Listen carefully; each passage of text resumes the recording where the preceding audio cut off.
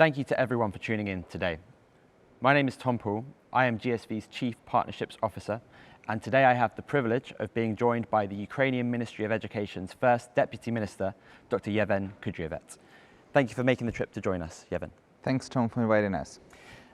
Now, everyone will know the horrific situation in Ukraine right now, but at the foundations of it are a generation of learners whose lives have been severely impacted for over 2 years now.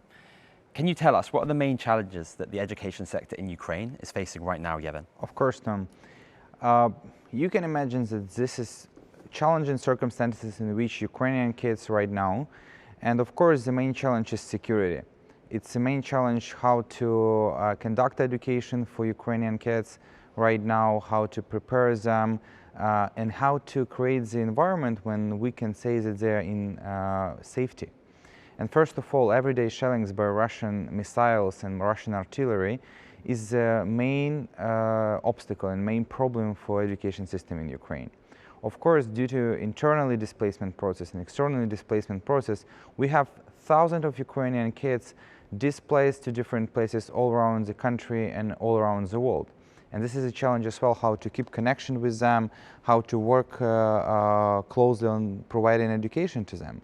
In some countries they can do this, in some regions they can't, and especially near the frontier, it's important as well. And then, of course, one of the challenges is keeping and sustaining the education system, how to continue providing education in different areas, on occupied territories, on deoccupied territories, on territories when they don't have opportunity to return back to the school, even if they have shelter. How to build a lot of shelters to be sure that they will be in education system, because this is the main prerequisite to be in education, to have shelter, because the security is the point number one. I mean, some huge challenges there. The situation really is unfathomable, and I think such an unprecedented and unpredictable time for the whole education system in Ukraine. And with all of this, where does that leave your priorities as the Ministry of Education for the upcoming year?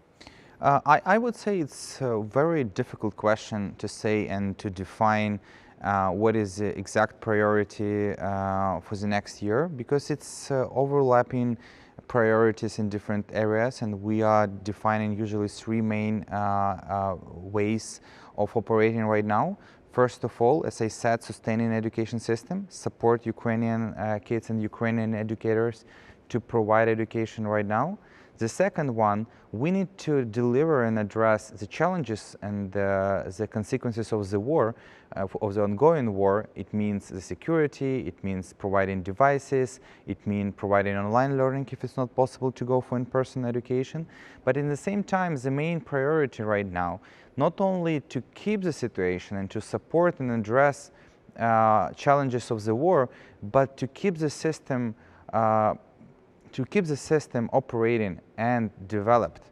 We need to think right now how to develop the Ukrainian education system, how to transform it to prepare for after-war period, for after-war recovery. Education has a huge gap between implementation of changes and actual getting the outcomes of it. We need to provide reforms, we need to provide changes to the system, and it will support us in getting kids back and parents back when war will finish, because education system, kindergartens, schools, universities should be ready to keep them back and to get them back. And of course, among all priorities, we have the number one right now, to get kids back to the school, to get them back to the educational system for in-person education. Because just imagine, all world has been in the COVID, in the pandemic situation. And now on all this, for example, even on the field of this event, we are discussing the post-pandemic recovery. But Ukraine didn't have this post-pandemic recovery.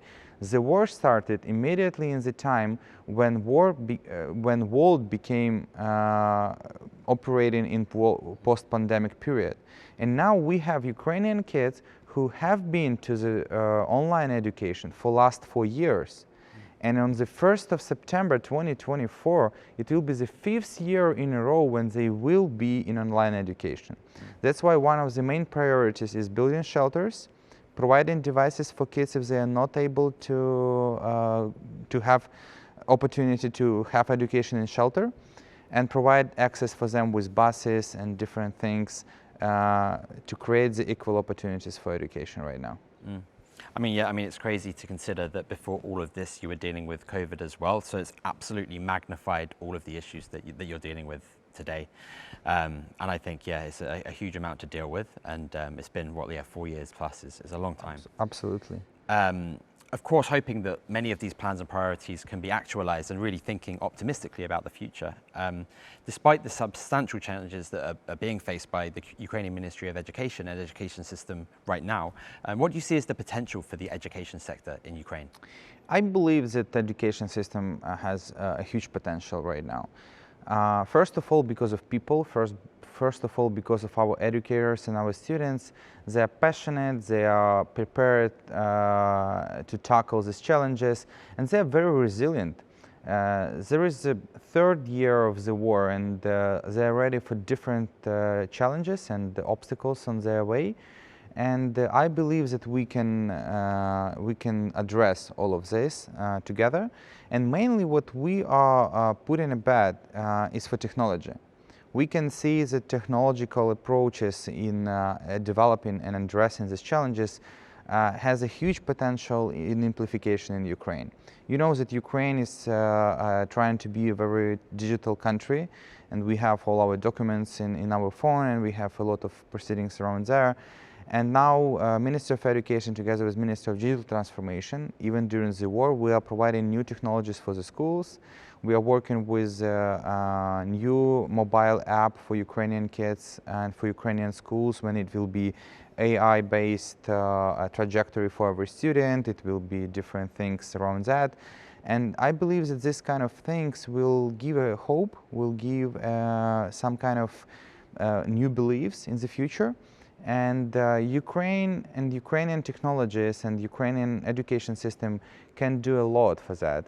And I believe that this kind of potential in transforming the system is very good during the war. It's one of the sides. Another side is transforming the educational system at all. I mean, higher education system could be transformed with technologies and with different educational approaches.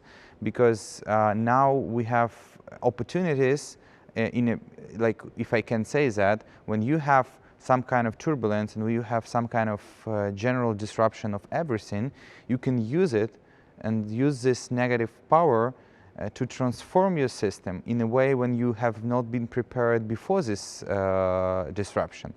And we believe that this emergency and this war will support us in giving new approaches and new reforms to education system. Yeah, great. And I think it's great to hear such an optimistic view for an outlook for the future, and that hopefully, using events such as ASU+GSV Summit, there's people that you can meet, technology companies that can come and support these goals and help take things further for the future. And now, one of the main reasons that you're at the ASU+GSV Summit is, of course, talking about the Device Coalition. So if you don't mind telling us a little bit about where the idea for the Device Coalition came from. Of course. Device Coalition is about the gathering of different international actors and partners in an organization to prepare the education system with infrastructure and with hardware to provide access for education. Because on the front line, when students are at home and part of them, they don't have access for education, we can say that 600,000 Ukrainian students fully in online mode. And they are in the regions when, for example, their parents and they don't have opportunity to buy a device, or they have even like the problem with access for purchasing, etc. And we need to think together with our partners and donors and organizations all around the world how we can assure that they will have access for this education. And just imagine the girl or the boy on the front line. It's 50 kilometers from the active battlefield.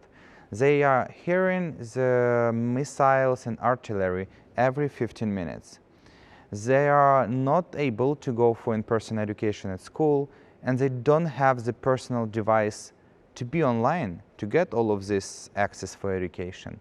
That's why we were thinking together with Minister of Digital Transformation and First Lady Foundation how we can arrange in addition to different type of wartime coalitions like Tank Coalition or F-16 Coalition, we need to make a device coalition, the main goal of which will be to give every kid and every student who needed the personal device to get the basic right for access for education.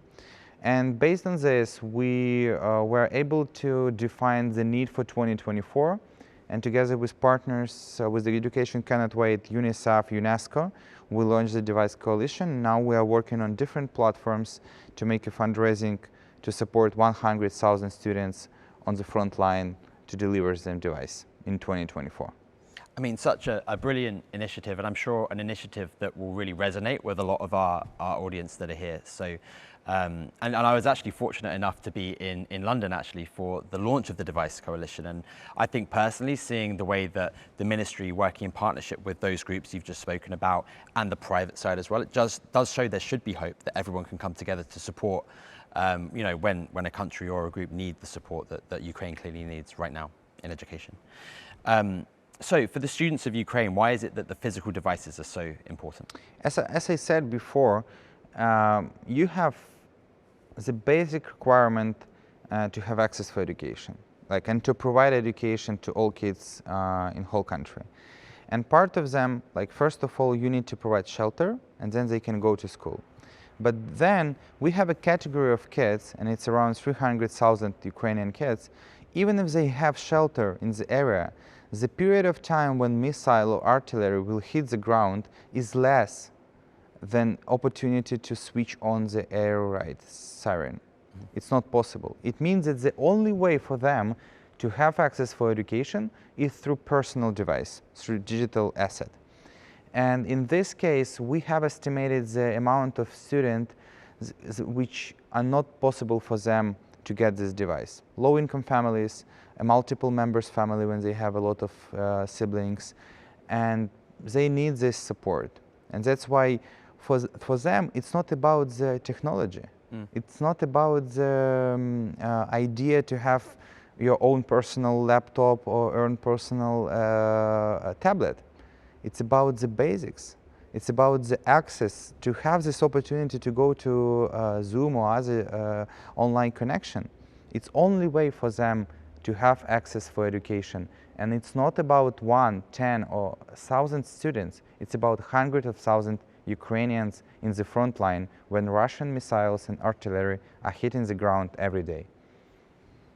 Yeah, I mean, it's a crazy situation to even imagine, but it just shows the absolute importance of the initiative of the Device Coalition and how it can support those students with physical devices. Yeah, and we are working in the US with their world. Yes. And they're able to operate this kind of donations in the US with all benefits of United States 501. And we are delighted to invite all partners and all participants of GSV to join this Device Coalition, because it's 7,000 participants on this summit, and we, on this fundraising, we are fundraising for 10,000 devices. Yeah. It means that it's one device per participant, and we will fulfill the need. Yeah.